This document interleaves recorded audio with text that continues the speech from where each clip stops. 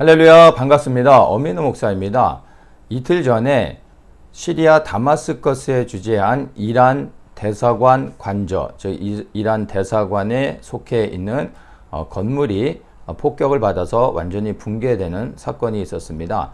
그때 이란 혁명수비대 장군 2사람을 포함해서 고위 관료들이 여러 명 사망하는 그러한 일이 일어났습니다.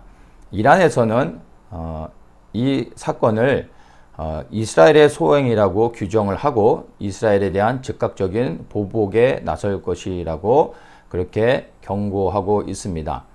마지막 때는 이스라엘의 정세를 살피는 것이 너무 중요합니다. 이런 시점에서 이제 이스라엘과 이란의 전쟁이 점점 가까워지는 것을 느끼면서 어떤 분들은 이제 정말 마지막이 다가왔구나, 끝이 오고 있구나 라고 생각하면서 염려하고 그리고 삶의 현장에서 벗어나 또 잘못된 길로 가시는 분들이 혹 있지 않을까 하는 좀 우려를 하면서 지금 현재 일어나고 있는 일들에 대해서 좀 설명을 하고 또 우리가 이러한 상황 가운데서 어떠한 신앙의 태도를 가져야 될지 좀 나누려고 합니다. 이란은 즉각적으로 지금 현재 이스라엘에게 보복을 하겠다고 했지만 실질적으로 이란이 이스라엘을 향해서 보복할 수 있는 방법은 그렇게 많지 않습니다. 이란은 스텔스기가 없기 때문에 이스라엘과 동일한 방법으로 스텔스기를 이용해서 이스라엘을 폭격할 수 없습니다. 그리고 지리적으로 이스라엘과 이란은 너무나 멀리 떨어져 있어서 실질적인 전면전을 치를 수가 없습니다. 레바논이나 시리아를 통해서 대리전으로 이스라엘과의 전쟁을 할 수 있을 뿐이지 직접적인 전쟁은 일어나기는 어렵습니다. 지금 현재 이러한 상황 속에서 이란이 할 수 있는 것은 레바논의 헤즈볼라 그리고 시리아의 혁명군을 통해서 대리전 형식으로 이스라엘을 공격할 수 있습니다.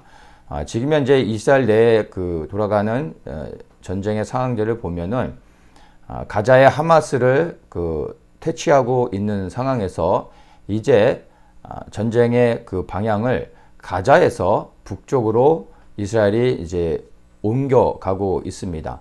그래서 레바논의 헤즈볼라가 이제 공격해 올 때 방어적인 차원에서 공격을 하는 그러한 양상에서 이제는 전쟁을 이제 북쪽으로 옮기고 방어적인 차원에서 이제 공격적으로 이제 레바논의 헤즈볼라를 향해서 전쟁을 하겠다라고 공식적으로 이스라엘 정부에서 그렇게 이제 성명을 발표를 했습니다.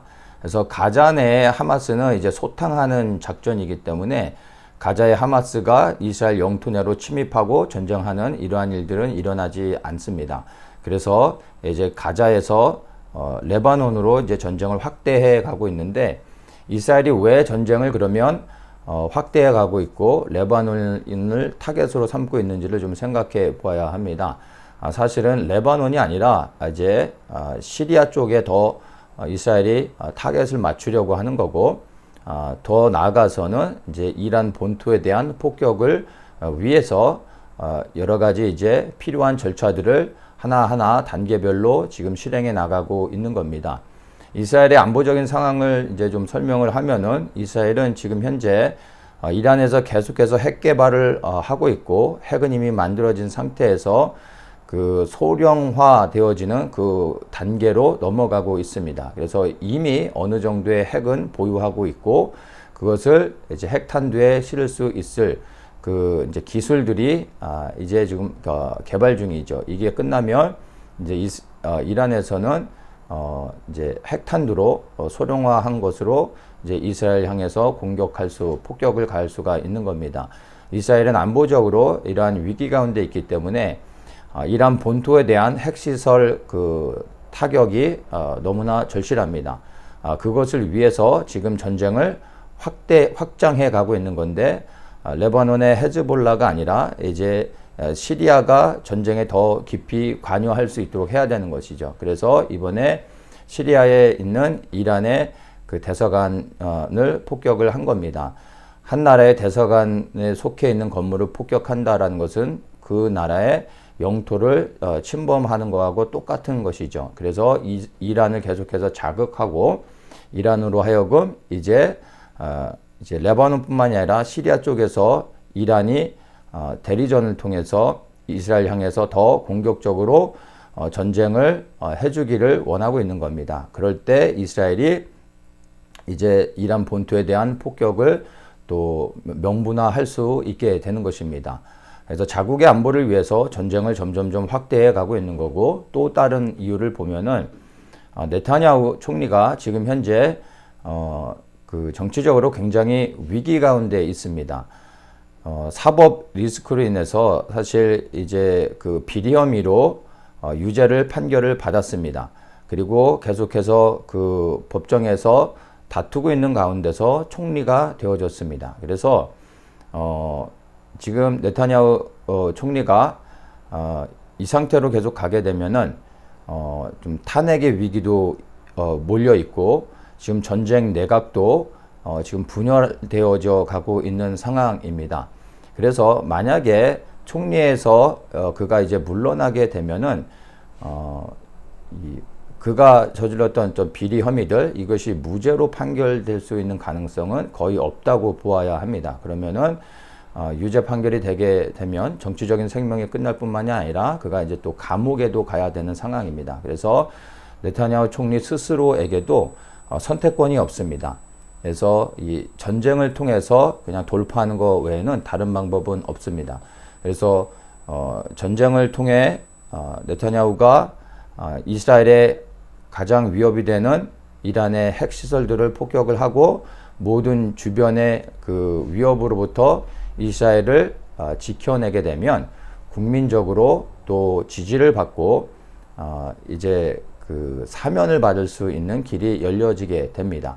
그래서 네타냐후 스스로를 위해서도 결코 이스라엘은, 또 네타냐후 총리는 전쟁을 멈추는 일은 없을 겁니다. 그래서 지금 현재 뒤에서 미국이 뭐 표면적으로는 전쟁을 이제 그 종식시키는 것들에 이제 좀 힘을 실어주고, 또 유엔이나 국제사회 속에서 계속 이스라엘을 압박하는 것처럼 보여지지만 사실은 계속해서 이스라엘에게 여러 가지 무기 지원이나 또 군사적인 지원을 통해서 계속해서 이스라엘이 전쟁할 수 있도록 도와주고 있는 것입니다.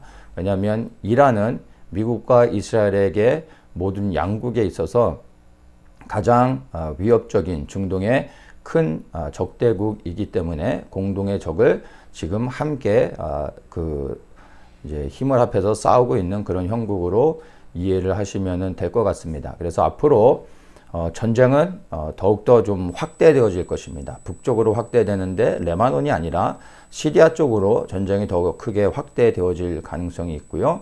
그리고 이제 언제인지 모르지만 이스라엘이 어떤 방식으로든 이란 본토에 대한 핵시설들을 타격하는 일들이 일어나게 될 것으로 예상이 되어집니다.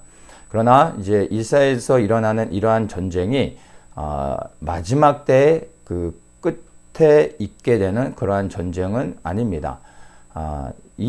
이러한 전쟁은 반드시 일어날 일이지만, 그러나 끝에 있게 된 전쟁이 아니라 끝을 향하여 가는 마지막 때가 정말 열려지기 위한 그 어떤 그 초입에 일어나는 전쟁으로 이해를 하시는 것이 바람직합니다. 그래서 이스라엘에서 이제 중동에 이란을 중심으로 해서 여러 연합국들과 전쟁이 일어나게 되면은 그것은 지금 마지막 때의 전쟁이라기보다는 마지막 때로 들어가기 위한 전쟁으로 이해를 하시면은 좋을 것 같습니다. 그래서 전쟁이 일어났을 때 끝이 아니라 전쟁 이후에 세상은 급격하게 바뀌어질 것이고, 그러한 이제 상황 가운데서 또 마지막 때가 새롭게 이제 열려지게 된다는 것을 좀 아시면은 좋을 것 같습니다.